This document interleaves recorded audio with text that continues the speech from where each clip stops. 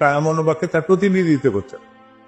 কথা সমস্ত সময় তারই বলতে হবে, প্রকাশ তারই করতে হবে।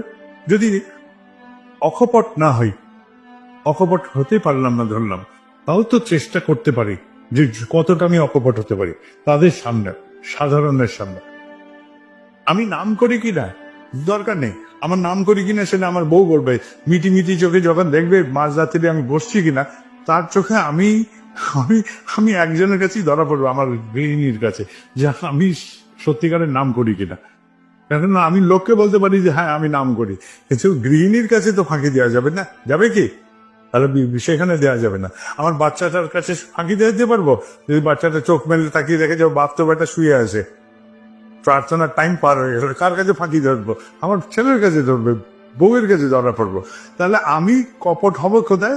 সবার আগে পরিবারের কাছে কপট হয়ে যাব, কপট হলাম। আর আমি এই কথাটাই যখন বাইরে ফাটবার ফাটবার ফাটবার করে বলবো যে এই বেটা যা করে ভেতরে বাইরে তা আর একটা রকম প্রকাশ করছে, এ বেটা অন্যরকম মানুষ।